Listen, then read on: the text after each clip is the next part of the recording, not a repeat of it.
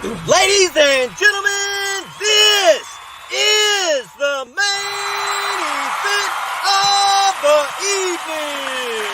Presented by Carolina Lightweights. Come grip with us. When the action begins in the studio, our referees for tonight's event are Elgato Azul and Carolina Real Streamers. For the slime lovers in attendance and YouTube and Facebook users from around the world, this is the moment you've all been waiting for.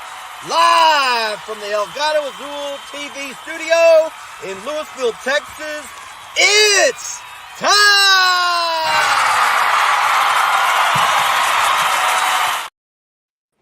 What's up, slime lovers? I'm Chris. This is my partner in slime over here, Jamie Dunn, Carolina Lightweights.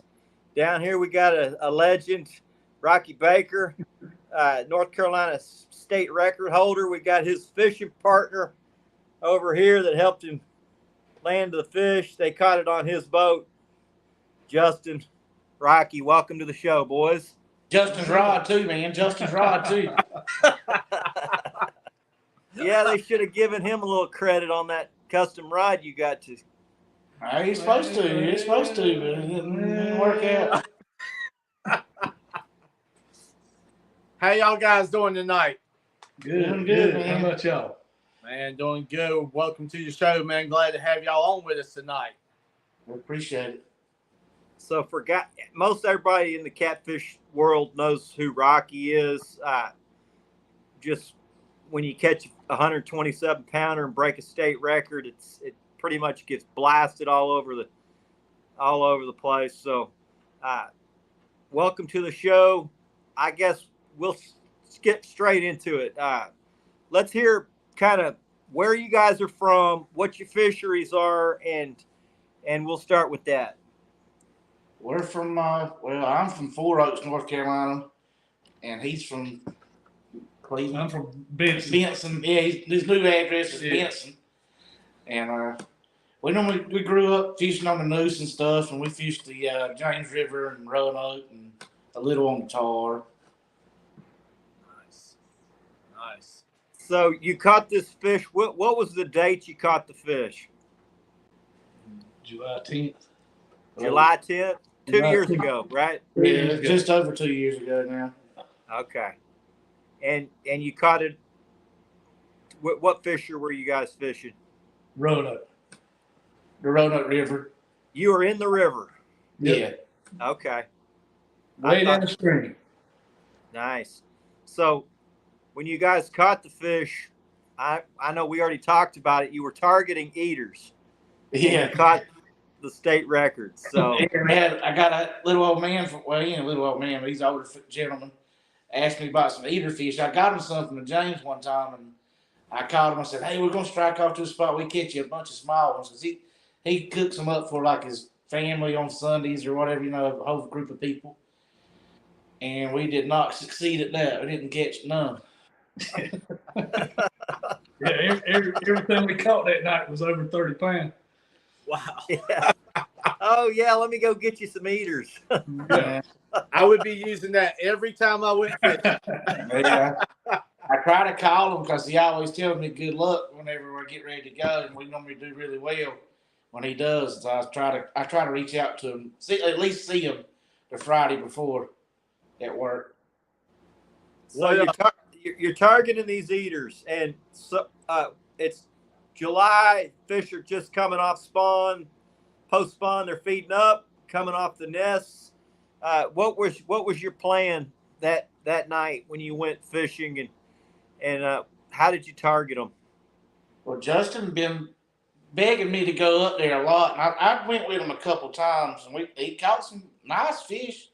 Yeah. But he had caught just some gizzard shad and was gonna cut them up in small pieces and go have fun. Yeah, we weren't prepared at all. Yeah, we had a bait cooler and For a how drink cooler. the night was gonna work out.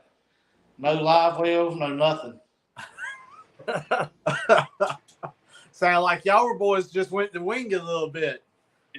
Well, it was a mistake. Well, I had to beg him to go. Yeah.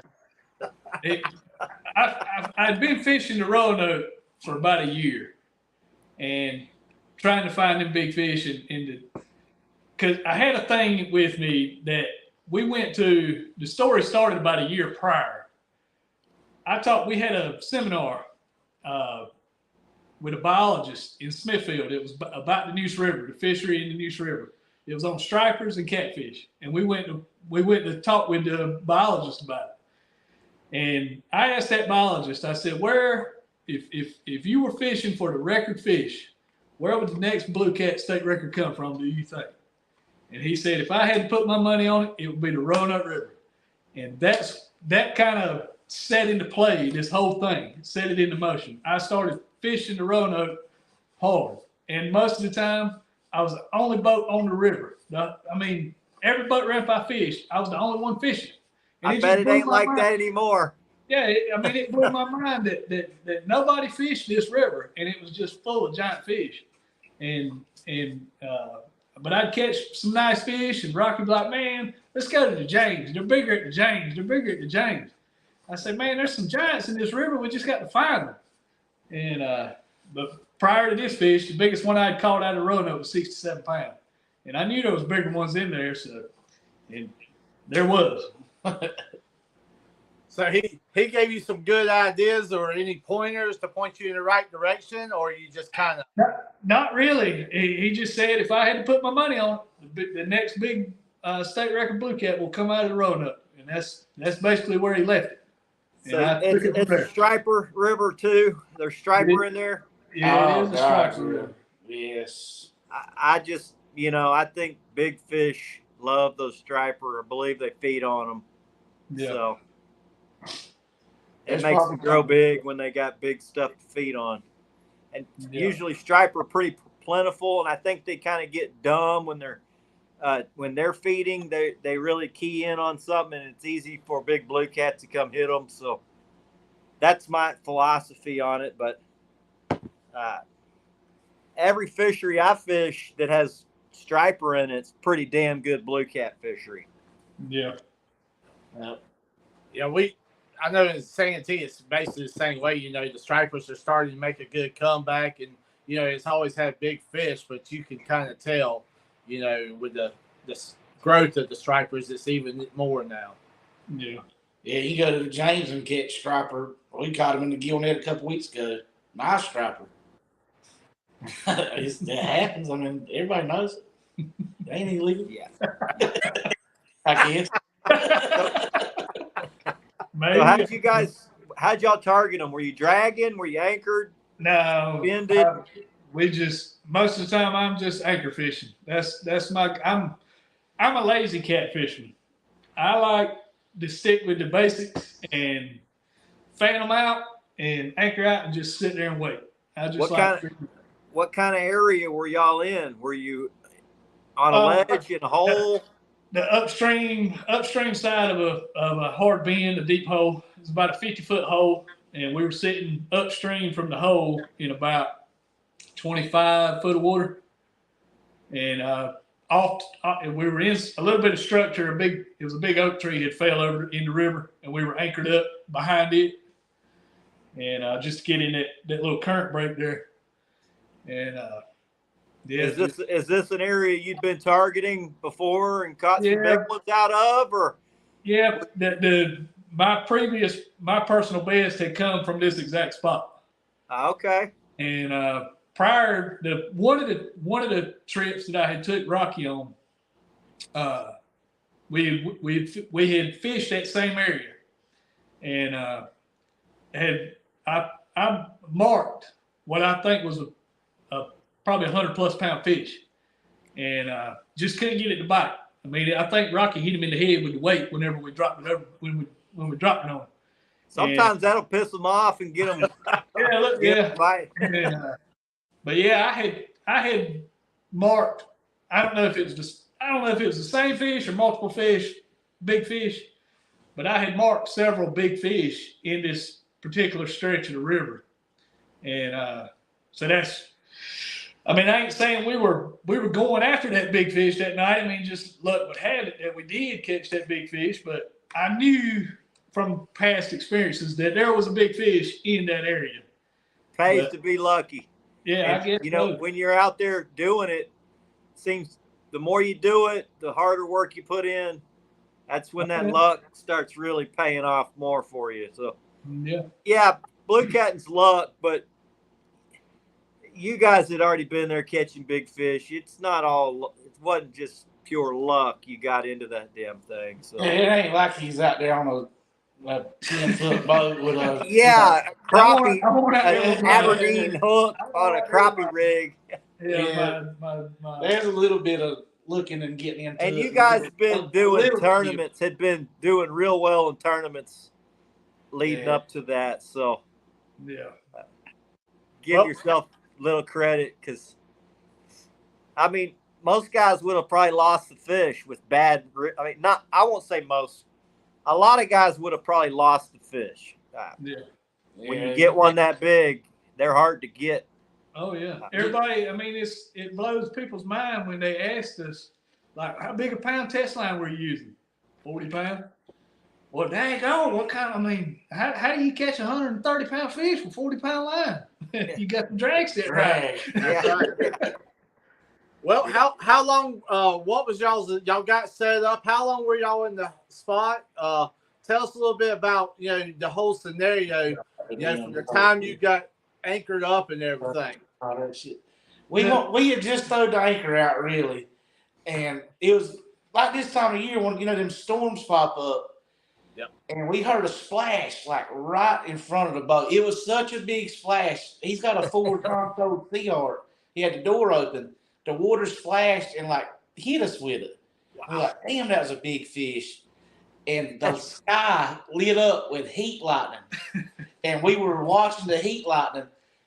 And then Justin said, Rocky, get it. The rod was just Yeah, Rocky has a bad tendency to get over there and play on his phone. Sometimes that's good luck, though, Justin. Sometimes it's like, hey, Rocky, go get on your damn phone again because we need a takedown.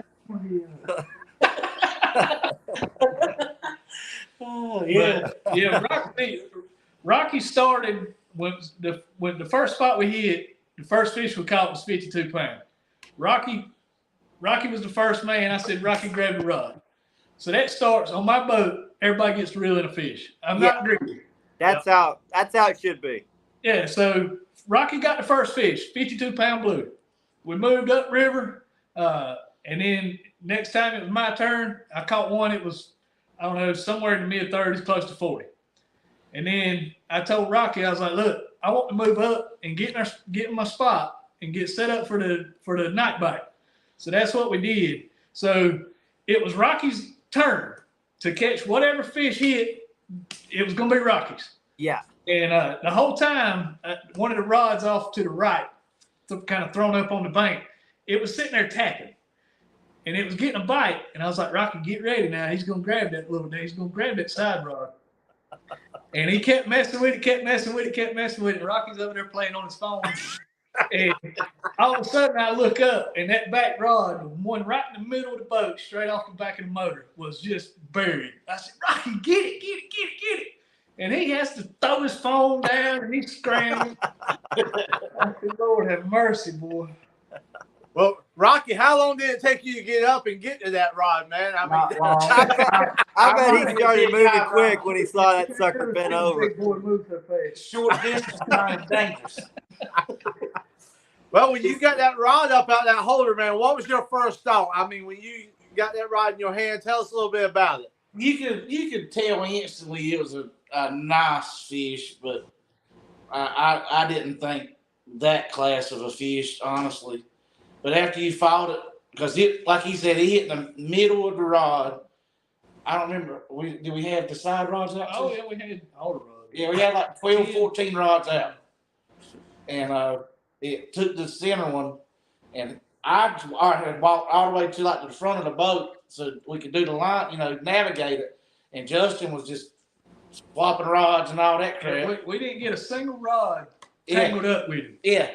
And this And he went back and forth across the river about 3 times. Yeah, both from side to side, and we didn't get a single rod tangled up. That was one of the miracles. But we were fishing a structure behind us, And there's also structure on the side where we would net the fish as well. And he didn't get none of that. There's two good miracles in that.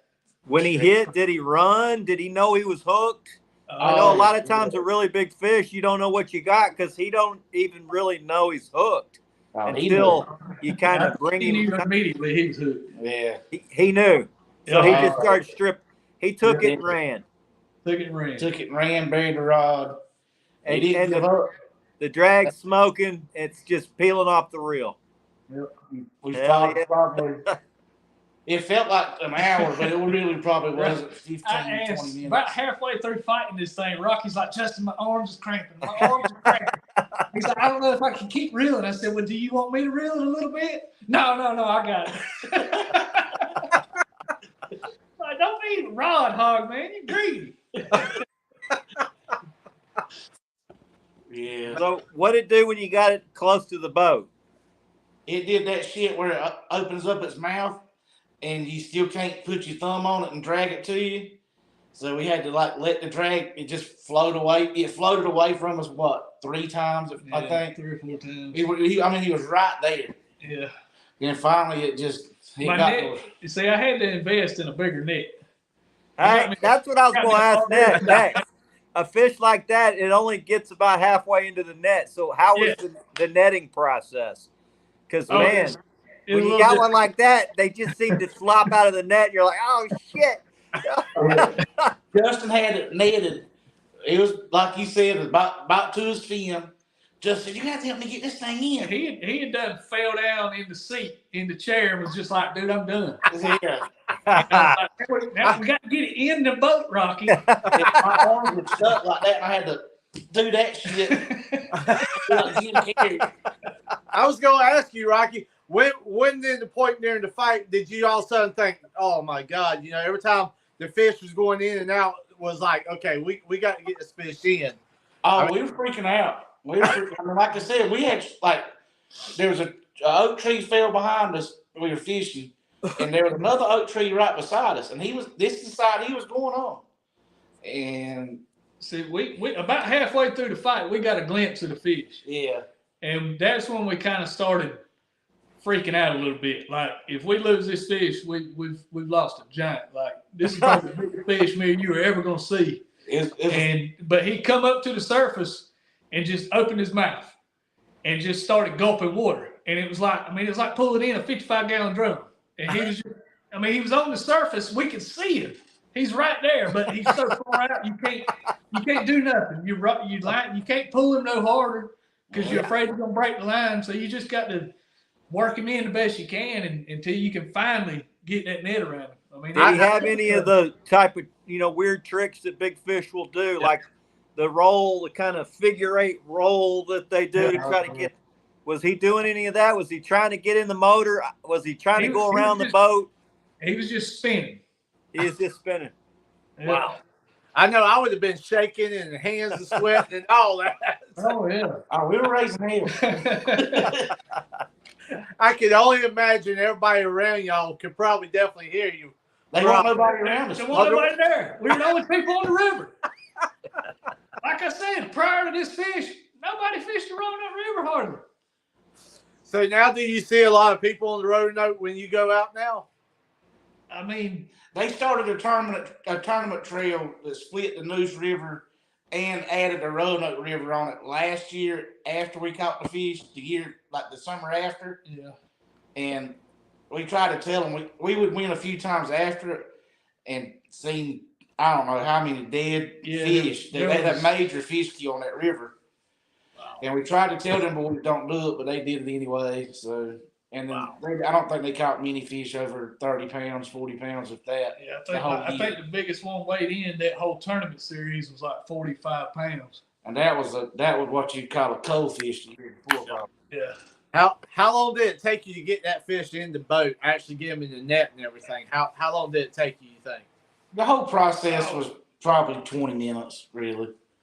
Yeah, I mean, it felt like an hour. With us, that's a long fish fight, though. When you got one on, you're like, I'm about to lose. Every time they get up to the top, make a run, you're like, don't freaking lose it. Don't get off. And the whole time, I mean, his teeth are wearing out that leader line. Yeah. Possibly, you don't know, and you're hoping for the best. But I mean, One thing I look for is when the very first time I bring them up, I try to see if I got a good hook set, and then if I got a good hook set, I feel just so much more comfortable. But if that thing is whisker hooked or skin hooked, I'm like, oh shit. He was hooked in that fatty tissue right in the corner of his mouth.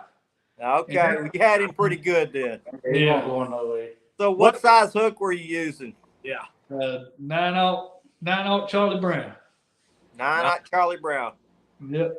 Yeah, I was going to ask you what kind of setup were you using? I mean, what kind of rigs and all that?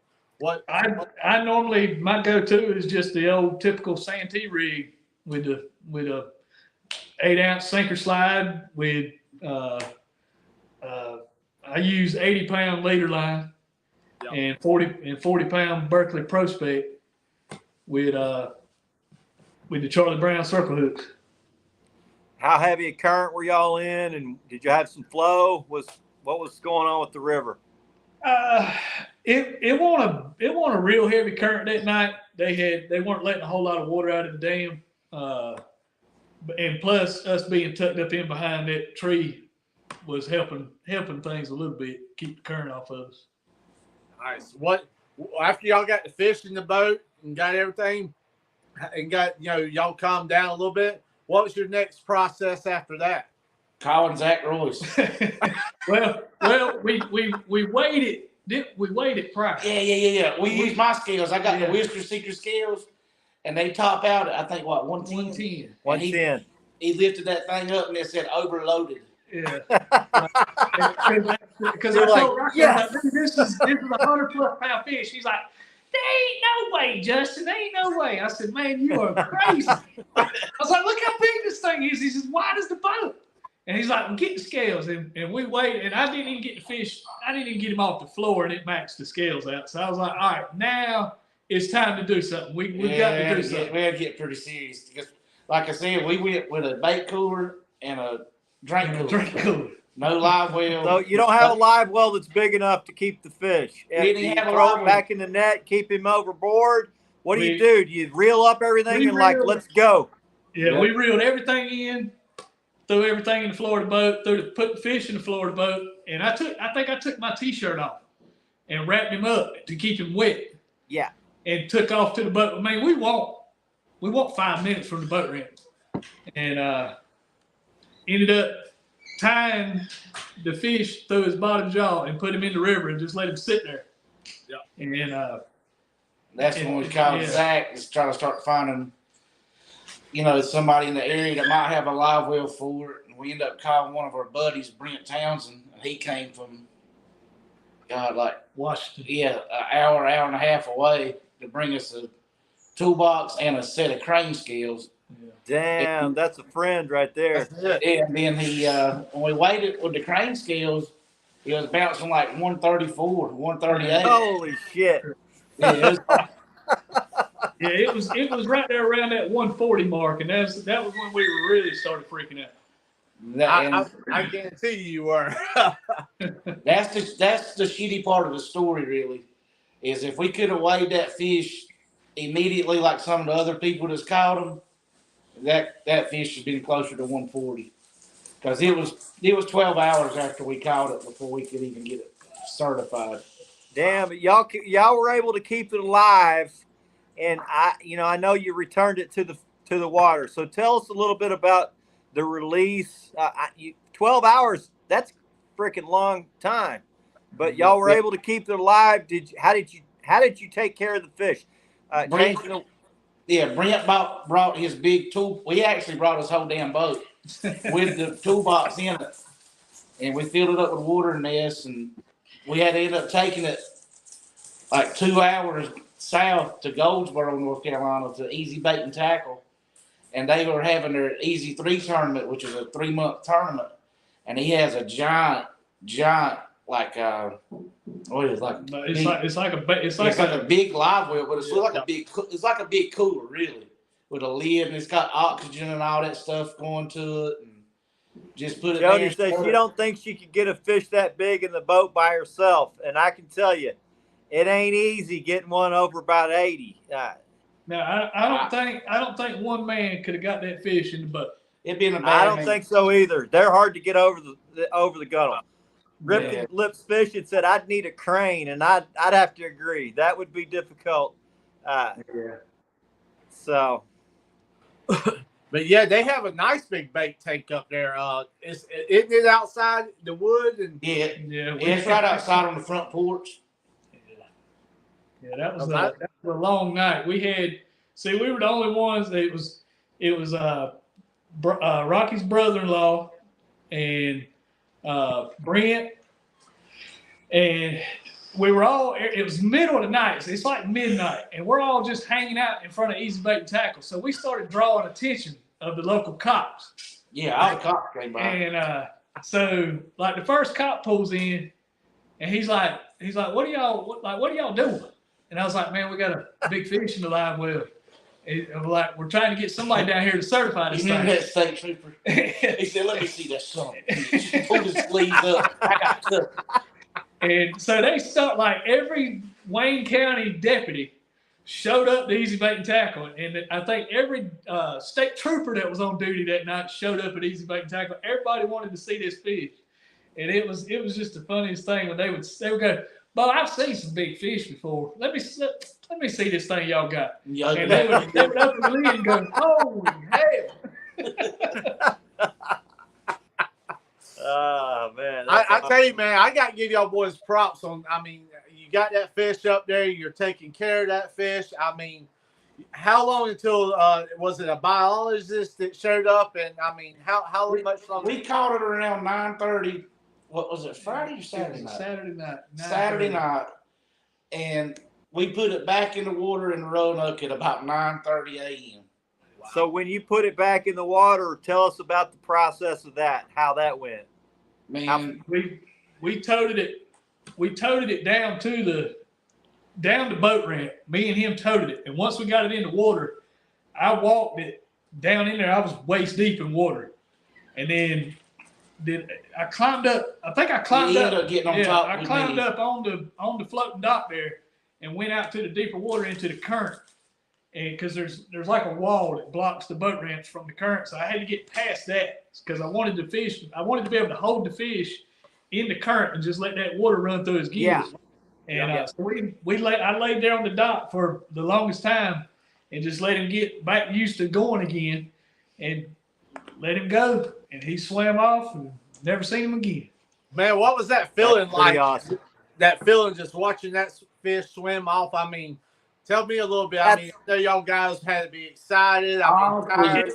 It was kind of sad, to be honest with you, because like there was some folks that I wanted to see that fish but I knew it wasn't gonna happen. But we told several people, like, y'all need to come down here to Goldsboro and look at this fish. Nobody believed us. Y'all won't never see another fish like this. And they didn't believe us. I think everybody believes y'all now, though. Oh, yeah. Pictures That don't was lie. the part. The whole waiting around, and the last thing we want to do is kill the fish, because even if we killed it or not killed it, even though we didn't kill it, we still get told we killed it. Yeah. Oh, where's the Hey, release video? I- Motherfucker. That's one of the questions I was going to ask you. So Potty when mouth. y'all caught the fish and you got the picture of y'all, I probably got some pictures of it right here. So you got the fish, you're posting the picture like this one at the tackle where you waited.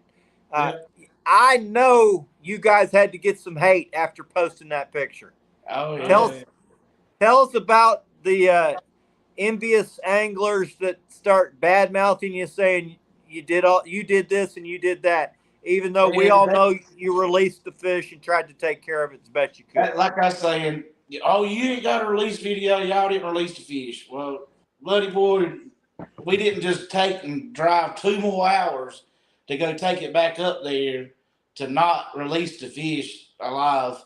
I mean, I don't know if you and why try to keep it alive for 12 hours if you're just going to kill it anyway? So yeah, we could have easily took that fish, throwed it in the back of his truck, drove it to one of my buddy's houses, got a walk-in cooler, hung it on Right. the hood, let it freeze, let it froze Yeah. probably to 150 pounds, come back and weighed it and broke the world record. I mean, really, but we didn't want to. That's the last thing we want. That I think I smoked 2 packs of cigarettes that night. Well, I was gonna say, Rocky, in that picture, it looks like you and the fish went about 10 rounds. Look like both of you. Because that's what I was worried about the whole time, the fish dying.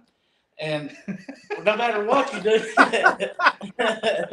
no matter what you do, the damn fish was going to, I mean, people was going to say it died. You know, they know it all. But Yeah, the last thing I was worried about was, hey, random person at the boat ramp, will you video us toting this fish down here to the water? Yeah. Let me stress him out that much more. And can you please, so I can show Joe Blow in Montana that we released this fish? we had been up for, God. I'd been up since 5 o'clock the previous morning. Yeah. Yeah, y'all were destroyed at that point. And, you know, Yeah. the adrenaline dump and all that, that's something, you know, that really puts a whooping on you when you catch a giant, especially the biggest one you ever caught. I know you guys' adrenaline was jacked. Yeah. And when all that That crap comes a crashing down, it's like, ugh. But then y'all got this 12, 14 hours ahead of you. You got to keep the damn thing alive and try to get it certified. And Yeah. I know certifying fish ain't easy. Especially in It's- North Carolina. Yeah, they don't give a shit about catfish, North Carolina. They don't. That's true. Yeah, it's I feeding. don't It's see them act feeding. like they do, but they don't. They People- do not. They'd probably wish we would have killed that fish just so it didn't eat no more brim or something. Yeah, I've seen posts going back looking at it, like if we put some TikTok videos up of some old video, and they're like, "You should have killed that fish. He eats bass and the crappie." Man, screw Yeah, it does. It eats lots of bass. that. I was gonna say, Chris, pop that one back up there, Chris, one more time. There you go. Yeah. And see, that was another part of it. Once we were already 12 hours into it, we released the fish. We still had 2.5 hours to get back home. Yeah. Then I left him, and Brent let us borrow his live well. We put it in the back of his truck. Then we got to my house to get all our shit out. I threw the live well back in my truck and drove 2 hours back to Brent's house, then 2 hours back home because he needed his live well to do a tournament that night. I was gonna ask you, when you finally got a chance to get back home, to finally say, okay, I'm going to go get me some sleep. How long did it actually take you to crash? Because I mean, He's got to make 5,000 phone calls. I think it hit him harder than it hit me because him being the one that caught the fish, everybody was like hounding him. So I was able to come home and go to sleep. On the 2 hour trip to Brent's house, my phone rang 5,000 times, and then the 2 hours back, I finally just let it die. But to be honest, real honest with y'all, I don't know if you swing it or not, but I ate an edible on the way back. My buddy drove me. Yeah, I ate an edible. Nothing And wrong I with got that. my ass to the house and took a shower. I cut that phone off. I woke up like 10 hours later. And when I cut my phone on, it vibrated, ring, ding. I swear It to God. started like 5 minutes. smoking. Rocky said he was ready. Rocky All said he the- was ready to go again. All the real anglers know that you guys were together. It's both of y'all's fish. Rocky goes into the record book, but you know, anybody who trophy catfishes knows trophy catfishing is a team activity. When you got two guys on the boat, you're both putting in a lot of work to get a big fish in the boat. So, I got to say props to your fishing buddy Justin for taking you, for putting you on the fish. But it's awesome that you guys both did that. Yeah, Really, Justin's name should be next to yours in the record book, on the rod. I think it should be like a team. I mean, Yeah, they ought to have a little. They ought to have another little line under there that says he was with him. Or give him a go. It was Rocky. It was Rocky caught the fish. Justin put him on it. Yeah, I mean, for real. I've on all the interviews and all the magazines and all that shit. I'll be honest with you. When I messaged you today, I was going to ask you about him coming on. If you'd have said no, I won't go do the interview for real. But anybody that would say no to anything for him, I was out. Rocky, when he asks you now about going fishing, how long does it take you to get back to him? Are you all making? I quit asking. Yeah. His wife goes with him now. So you just quit asking them. Yep. I bet I ain't been fishing 3 times in 2 years. I ain't been Catfish fishing. Regulator says he loves his Rocky Baker rod, North Carolina cat fisherman for life, Mad Cats for life. Yeah. So I know you've gotten a lot of love from Mad Cats, a lot of love from the Mad Cats family. I still see tons of guys saying the Rocky Baker signature rod is their favorite rod. I think it's a cool looking rod. Why don't you tell us a little bit about, how all that process went with Matt? We had Micah Burkhardt on a few weeks ago, and he told us a little bit about it, but you were the first. So tell us how all that kind of transpired and the process that went into all that.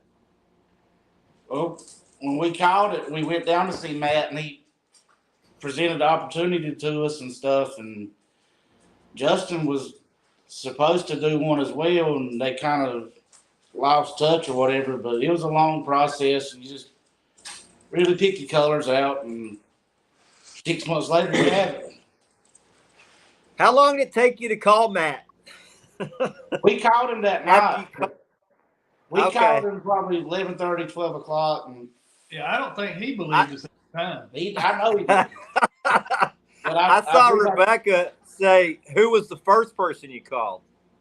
Zach Royce. Zach Royce, yeah. But I don't think he answered. He was in So you Yeah. you called Zach to rub it in his face. No. I called him for help because I know Oh, he growed up. okay. He growed up on that river, and I know he knew people around there. Yeah. Because I knew he was in Key West or somewhere fishing. Yeah. And we were looking help, and I thought maybe Zach might have a guy, and the guy he did call. We told him what we had, and he was like, "Holy shit, that Yeah, fish!" that He guy, came. He came and seen the that guy fish. was actually fishing downriver from us. And he come up there and he's like, I ain't got nothing to help you with, buddy. That's like giant fish. Yeah. Zach's a good guy. I fished with him about 9 years ago. That's how I got started planer boarding. So I know it. He was probably proud of y'all for catching that record, but Yeah, Zach's a super nice guy. somebody had already broke his record before, right? So it was y'all. Yeah, Y'all it- had it broke y'all. twice. Yours was 127, and before that it was like 122, something like that. Yeah, 121, and then And then I think it was 117. I think Okay. boy from right close to where I'm living at caught the I think 117 is what the previous one was before the 122. So where'd the 117 come out of? Y'all know?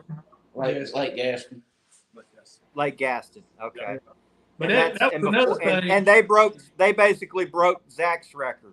Yeah. Correct. Yeah. That was kind of another thing that blew people's mind was the fact that this fish come out of such a small river. Yeah, we've had a really big fish angler say that they are a transitional type migratory pattern. So they move up and down those rivers. But I don't know how if it's a closed river system, because most of these rivers now have big lake impoundments on them, and they can only move so far. How far can these fish move up and down that stretch y'all are on? They can go all the way from the Albemarle Sound up to. Okay, so they can get in that salty water. Oh, Yeah. yeah. They go to the ocean. Yeah, they can go to the brackish water. I think that's pretty. I think that's a big component on growing fish quick. Yeah. There's And we talk. so- Me and Jamie talk about it all the time. There's a stun zone where where fish can feed really easy, in that where that fresh water meets the salt water, that tends to grow fish fast. Yeah. And I've done some fishing up there next to the Allamore Sounds, and there's actually there's some big catfish up in that area. Oh yeah. There really is.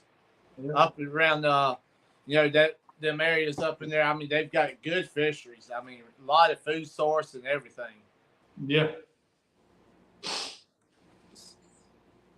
So how far from that salty water was the pool y'all caught the big fish? I'm gonna say By a river or Yeah. by the crow fry? Like that's the Yeah. better question. By the river. probably 30, 40, probably 40 miles, I'd say at least. Yeah. Okay.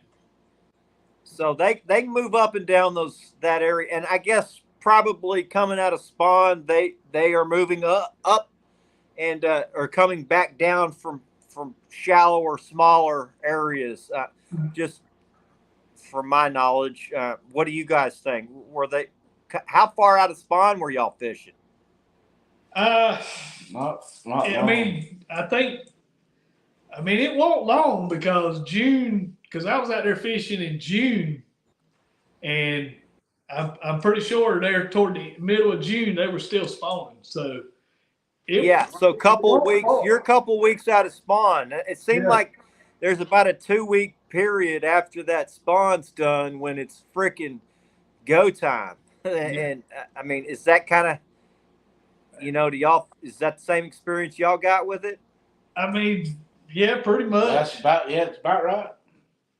Like they just got done spawning ready to eat. And I think it was a new moon that weekend also. Okay, that's another component. Guys, like, what about this full moon? I'm like, man, really, that new moon seems to be a hot But ticket. I mean, It don't matter. yeah, everybody says the fishing. A lot of people we talk to, I'm not gonna say everybody. A lot of people we talk to say the fishing ain't no good on a full moon. Well, I've had some of my best nights on a full moon. We've said Hey, I do too. And a lot of times when that north front hits, they say, "Oh, you don't even go." I'm like, hell, I've had my best day ever on a north front day. So, The only way in a lake, I fish lakes. So like an east wind day when it's high barometric pressure and there ain't a cloud in the sky, that's typically not a good day. But I've had incredible days on those days. So I tell guys, fish when you can, and because fishing's good for you. Yeah, most of the time the weather didn't stop me. I didn't care if it was cold, north wind, south wind, east wind. It didn't matter to me. I just went fishing because I wasn't gonna catch them sitting on the couch at the house. That's it. Well, I'm gonna ask this question: how much has things changed for both of you since y'all caught that fish? not nothing really at all. I still have to get up and go to work every day. I ain't retired. Might arguably got shittier. I don't know. Yeah, I think it did. It did kind of. It did kind of mess up my fishing a little bit because once you see a fish that big and you've been a part of it, it's hard to top it. You know what I mean? Probably won't never top it again. So when you're used to seeing 50, 60, 70, 80-pound fish, they're giants. Yeah. But when you get up there to 100+ pound fish, it's a whole nother level of fish. And now when I catch a 40, 50-pound fish, it's like, cool, throw it in the river. It just ain't got the same. It ain't got the same feeling it used to have. You know what I mean? Yeah. And when you go fishing with people that's not, they can be fishing for a while or just got back into it, they get you to go with them. Like this has happened to me. I've probably been 5 or 6 times since we caught the fish, but a lot of them people are like, "You don't get to catch a fish. You just do it for the ride." I'm like, "Really? I still like to catch a fish." But I've got told off by like 8-year-olds. They're like, "You need to sit your ass down. you touching that rod." 8-year-olds. Okay, cool. Whatever. I'm gonna ask this question. I asked it not too long ago. How long did it take both of you to go back to that exact same spot to fish it again? Oh, I Yeah, was there. I knew you were going to ask that one, Jamie.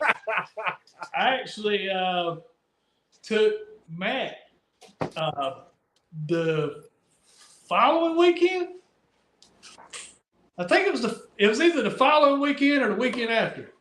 I actually took Matt Knight fishing up there, and we hit some of the same areas. I mean, we didn't catch no giants or nothing, but I mean, we had a good time, you know.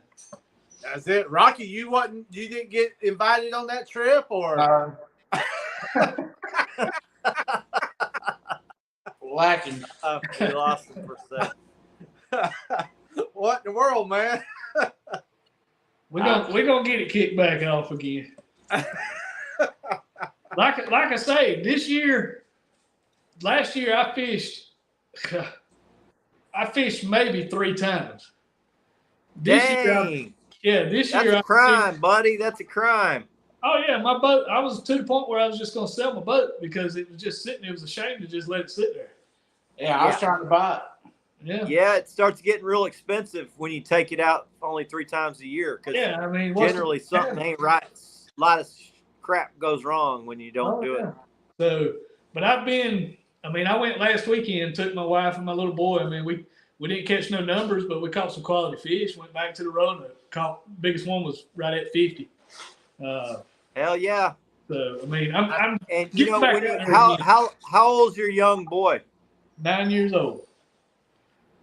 Well, that ought to make catching these smaller fish. Well, I call them smaller. Let's say 20 to 60 pound class fish.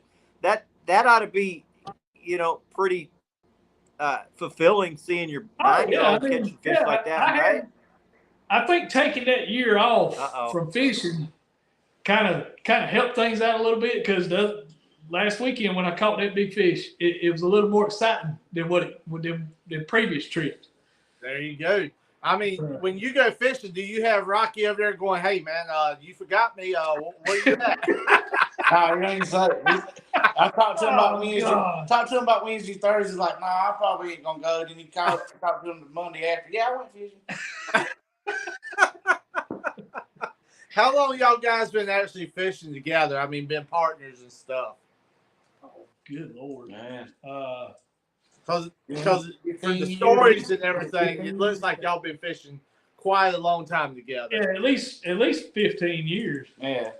Nice. I mean, we started out in a little dinky little John boat with 2 rods apiece, and it got to where now. I mean, I got the best stuff money can buy. You know, I mean, it's just we grew over the years and just learned.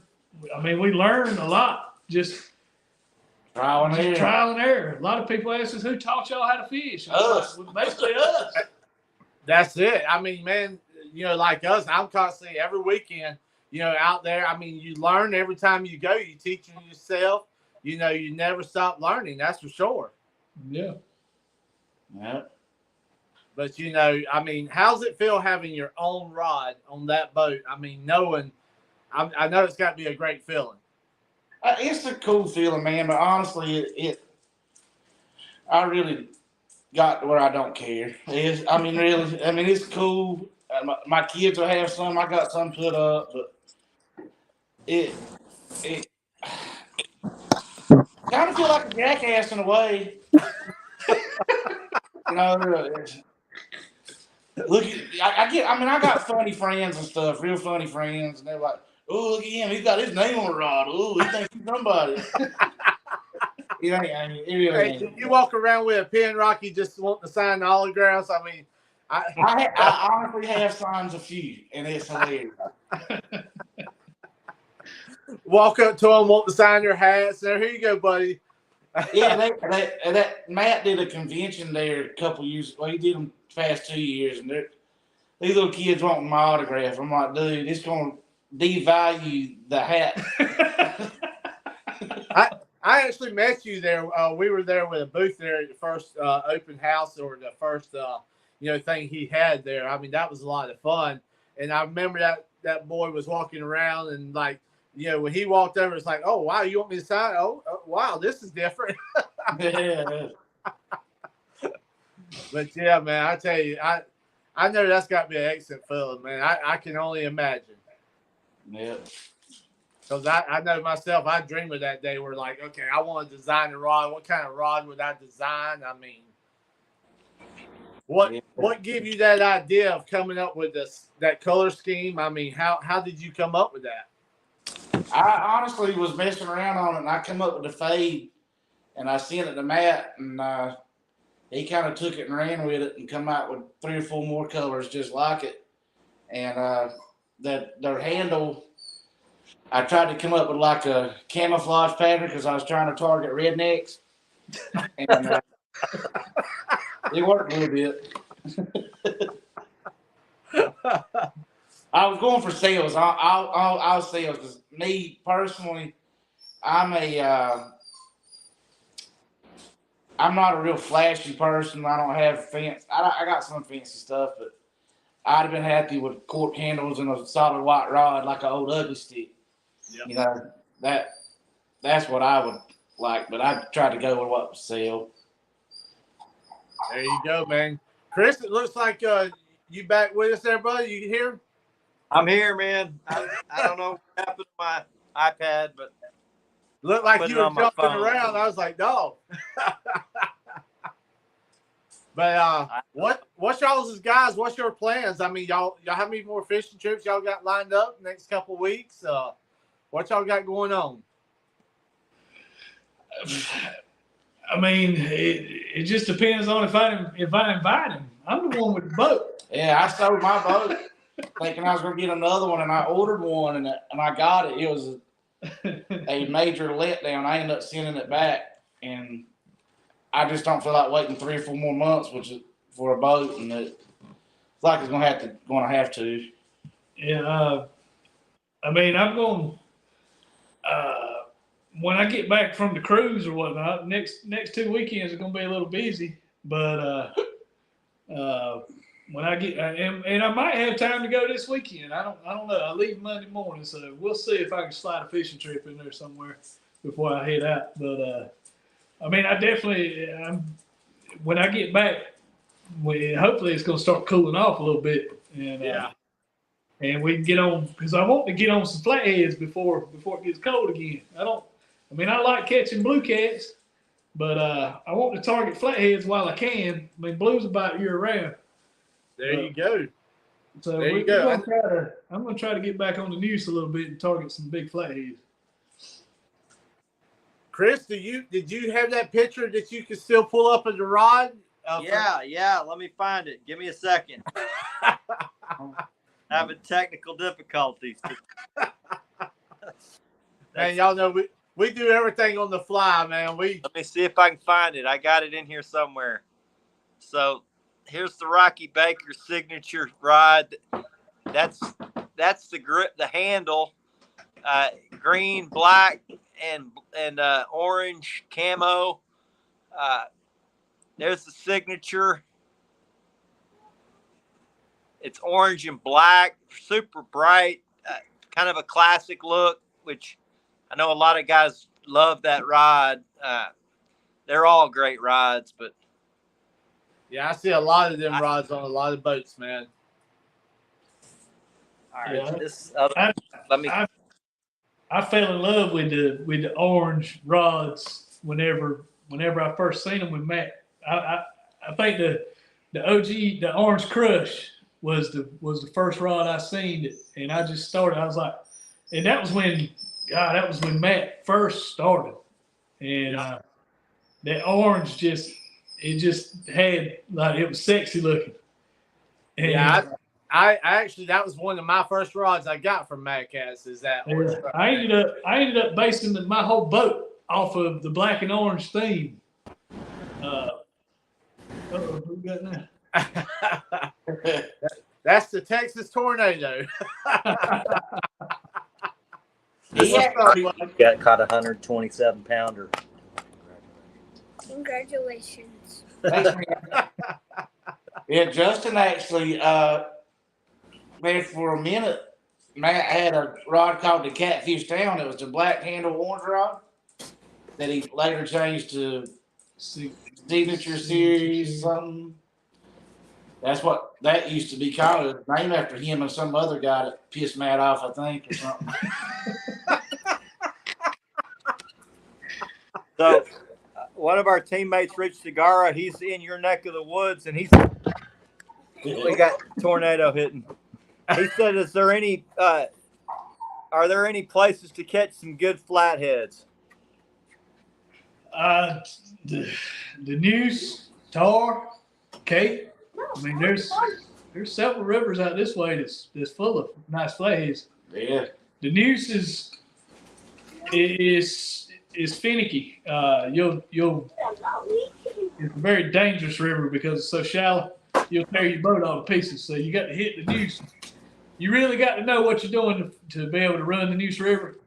Probably the best bet would be for somebody that wants to target flatheads and don't want to tear their boat all to pieces doing it. I'd say the Tar River. Now, when's your peak time for your flatheads in that area? From now till toward the end of October, before the water just completely gets cold, because the Neuse is so shallow, it don't take long to get cold. Yep.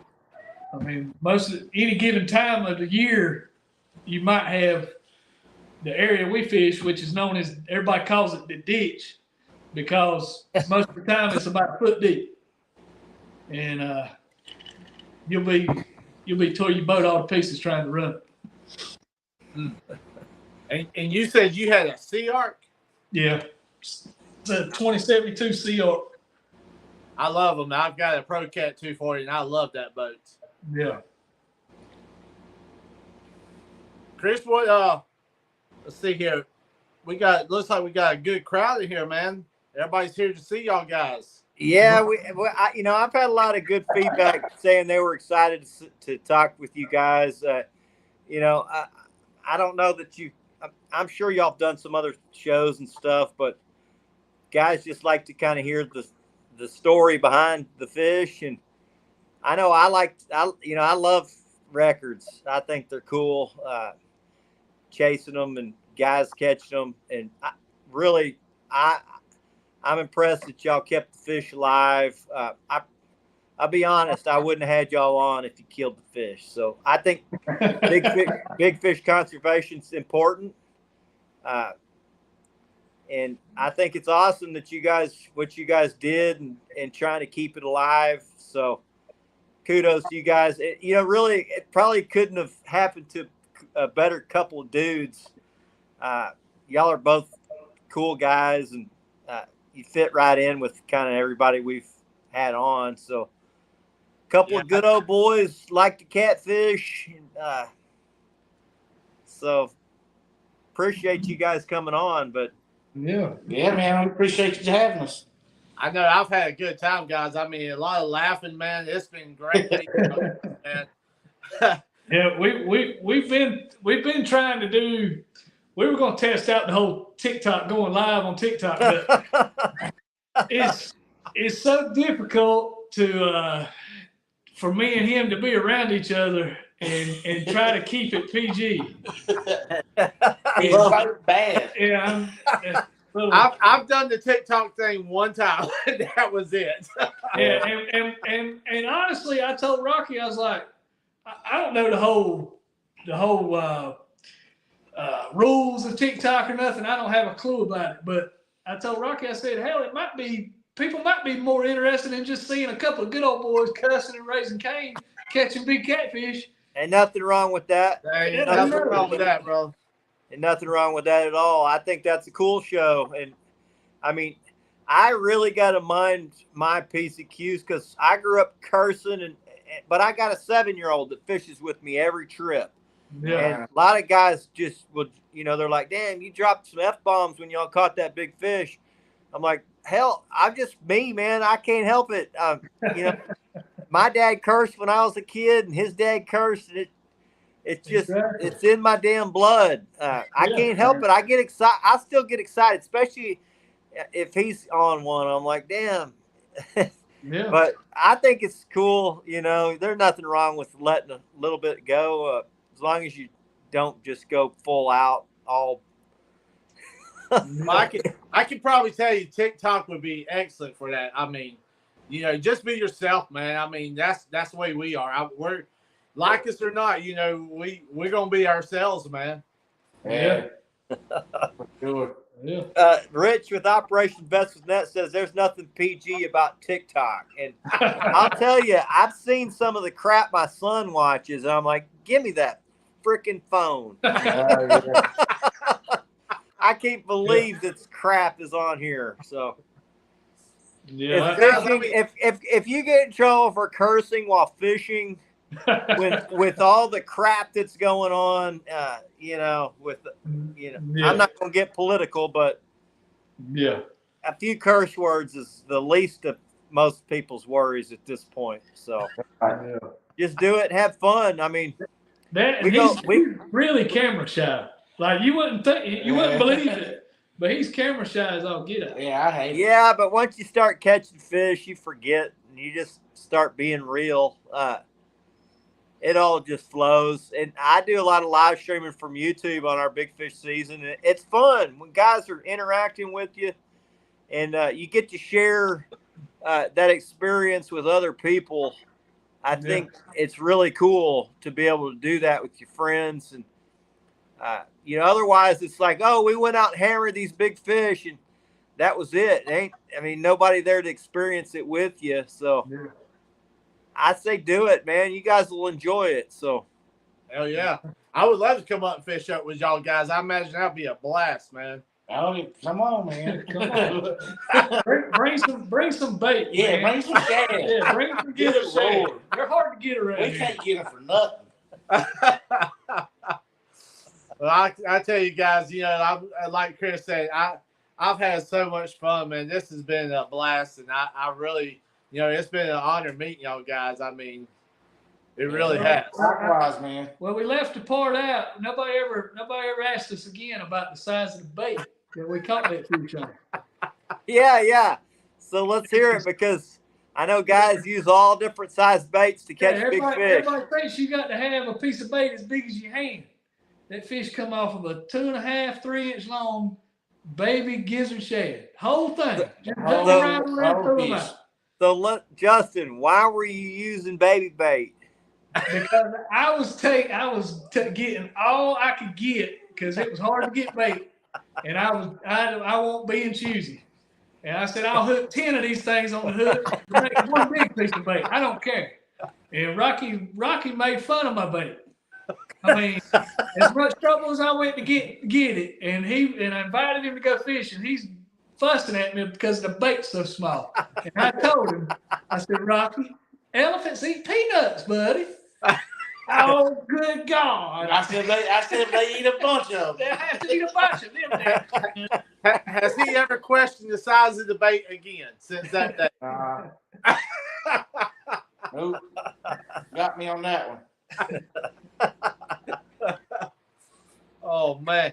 Hey, Chris. So Justin, even though you caught the giant on the baby bait, how now that you caught the monster, do you still go baby bait all the Oh, time? I used baby bait last weekend. I like the gizzard shad that are about 6 inches long. You And chop I them in half. I cut them into a flapper. I call it the flapper. Yeah. Cut their tail off and fillet them, but leave them together, cut their backbone out, and let that thing sit down there and do that. Yep. Laugh all you want. It worked. I think this time of year, about a 5-6 inch gizzard shad is matching the hatch. So Oh, yeah. there's a bunch of those in the fishery. So Yeah, I mean, bait was hard to get last Friday night when I went up there to get it. And like I said, sometimes you just got to go with what you got. you go do the best you can do and you go Yeah. fishing. That's it. Hell, I've had to use thread fin. I fucking hate using thread. Excuse me. Hey, watch your mouth. I hate, Body, man. I hate Just using let it thread rub fin, off. but damn, sometimes you just gotta. Rocky's been holding back all night long. You ever watch Ace Ventura? Pet Detective. Yeah. In Quetzalcoatl. In Quetzalcoatl. White devil. Yeah. Oh man, I haven't laughed so hard in a long time, guys. Man, Chris, didn't you have something you wanted to show before we Yeah, leave tonight? Yeah, so I got one of my sponsors. They're going to help promote our slime show tonight. These are SmackDown Catfishing bank rod holders. We're going to be giving away some of these on the slime show soon. I'm not sure when. We got a couple different sets of them. So I'm not a bank angler, but I do a little bit when I alligator garfish. But we're going to give these away. We're going to find somebody who's deserving and who is going to probably be able to catch some good fish on them. But these are SmackDown catfishing rods. They just gave them to us because SmackDown's really awesome company. They want to support what we're doing. So we're going to try to help promote a little bit for them. These are really heavy gauge, plastic coated. They got a vertical mount. They got a 45 mount. I don't know if 45 is the exact number, but something similar to that. So thank you, SmackDown, for sending me these.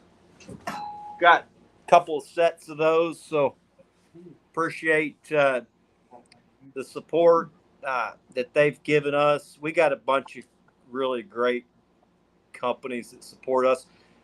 Our biggest one's Carolina Lake Weights. So I know Jamie has changed the name of his channel from Carolina Real Screamers to Carolina Lake Weights. So if you haven't subscribed over there to his channel, go over to Carolina Lake Weights on YouTube. Subscribe to his channel. If you haven't subscribed to El Gato Azul TV, give us a subscribe. Hit the notification bell. We're on every Wednesday night with the Slime Show. We interview awesome guests like Rocky and Justin. Last week, we had some Carolina Lake Weights guys, Ian Tipton and Jeremy Eads. For that, we had Micah Burkhart. Next week, we got Matt Knight with Mad Cats, owner of Mad Cats. I think the week after that, we've got, I believe, Timothy Daniel King with King's Catfish Guide Service. And the week after that, I believe it's Matt Jones. He was in this past month's issue of Catfish Now. He's a catfishing freaking machine when it comes to flatheads. So we're trying to do it big every week. I don't know how long we can keep this pace up with these awesome guys like Rocky and Justin coming on and doing crap that nobody's ever done, but it's been fun. I mean, you guys are welcome to come back anytime. I had a great time talking with y'all. So, yeah, man, give us a shout. And, Yeah, y'all guys, y'all want to shout out any TikTok, YouTube channels? No, not really. I got a TikTok, but So you can go over to Mad Cats. You can buy a Rocky Baker Signature Series rod. Part of that goes to Rocky. Rocky, you might want to give Justin a little kickback on that sometime. But Man, look at this house. He don't need no kickback. I mean, look at this place.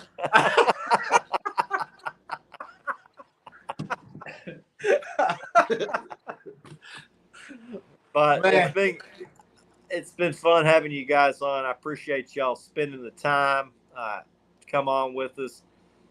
It's an honor, really, to have guys like y'all come on. So, Man, we appreciate you having us. And y'all more welcome to come back anytime you want. Hopefully, you'll have another record broke and come on back. yeah, we're going after the flathead now. Yeah, Okay, what's your flathead record in that area? 78.9, I think. It's 70. Yeah, I think 78. No, 80 something? no, Tyler Barnes broke it. 70, 79, 78, 78 something. We're gonna have to, Okay, you got we're gonna you have, got we're to gonna have get to you got to get an 80 to yeah, get we're it. gonna have So, to get 80. uh, And if it takes, when was the record last broke? Do you know? About 4 years ago, 3 Yeah. years ago. I think the summer prior 3 or to- 4 years ago. So y'all, you got a chance. I mean, there's a real chance of breaking it then, because I don't know about y'all, but here in Texas, our records are old. So chances of us getting one are diminishing. We got a lot of anglers fishing our fish. We got guys that are not very big fish friendly, so they keep a lot of big fish. I'm hoping we can help get that changed. I think it's awesome that y'all let the record loose. So maybe some guys will see what you guys did and be like, "Hey, man, let's turn ours loose too, and maybe we can keep growing these records up." So, I mean, I think these records can just keep getting bigger if guys will turn them loose. So, and the Roanoke River system, and because you got, I mean, it's a well managed river system because of the stripers. It's like the #1 striper destination in the country is Weldon, North Carolina. yeah, it seemed like they managed those stripers pretty heavily. I don't know about where y'all are at, but Texas, they're managed a lot more than catfish. They're just now starting to try to manage the catfish a little more. So, Our stripers is I one think per by day. them managing the striper, it actually really helps the catfish. Yeah, that's what I think. That's what I really think helped produce such a fish in that river, because the river was so well managed, and it's Yeah. a very clean river, and it didn't have the pressure most of the rivers have on around here. And Yeah. I think to avoid, that fish was anywhere from, the biologist said, probably around 30 or so years old. Yeah. I mean, for a fish like that to have avoided a hook for 30 years, I mean, it's amazing. It is. It is. But, that fish might have been caught when he was small yeah. at some point, I mean, I've yeah. caught a ton of really big fish that have an eyeball missing, and there's only really one thing that I can think of that makes the eyeball disappear, and that's a big old hook. Yeah. So, I always think, guys, when I catch a giant that's missing an eyeball, I'm like, thank you to whoever caught this thing before me for turning it loose, because even with a missing eyeball, this thing got to be a giant. So, Yep. I think guys will do more what you guys have been doing, and trying to take care of the fish and get them back in a good, healthy manner than people like my son. When he grows up, he can keep doing what we've been, what we all love to do. So, Oh yeah. I mean, that's what that 50-pound fish we caught last weekend when I had my son with me. I said, when I put him in the water, I said, all right, pet his head and tell him you'll see him in about 15 years. yeah, I think that's awesome. We do that a lot. My son likes to name them, and like, oh, all right, Billy, we'll see you in 5 years, buddy. Yeah. Yeah. Yeah. Wow.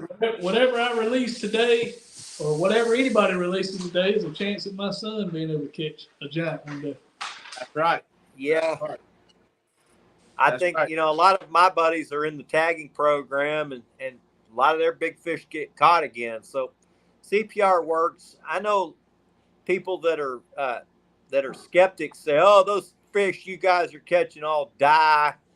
I'm like, You know what? yeah, they're tough. They're, a big fish is used to getting spined and getting injured in his mouth. A hook ain't going to do it.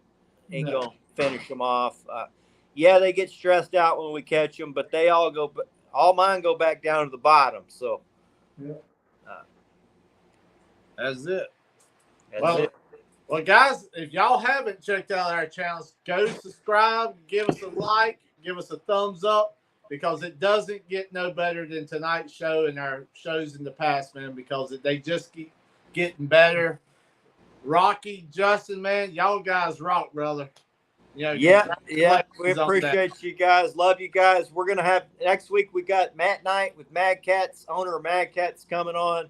Week after that, we got Tim King, one of the top guides in the country. He fishes up pretty close to where you guys are. And then the week after that, we got Matt Jones, which he's been guiding for 20 some odd years for flatheads. So he's a legend in the flathead game. After that, we're going to have a bank angling show. We're going to have Alexander Dottie, which is probably one of the hottest flathead bank anglers in the country right now. We're going to have Jerry Parker, another one of my buddies. He catches giant blue cats out of the Mississippi River. And then we've got the third angler is Big Mike, who fishes out of the Tennessee River and catches 80, 90s, just freaking giants from the bank. So you bank anglers, stay tuned because we'll have a show for you guys coming up. I did a poll today on what people would like for the next topic to be for when we do an in-depth deal, and it's looking like it's going to be electronics, fish finding, and fish identification with your graph. So I put the chip in my graph. I've been pinning fish and getting screen recordings of that. We're going to have a show on that, so that should be a really good one. So we appreciate you guys coming on. For Jamie Dunn, Carolina Lake Weights, the legends of North Carolina. Keep your Sharpie now. Good night, y'all. Good night. Have a good one, buddy. Azul out.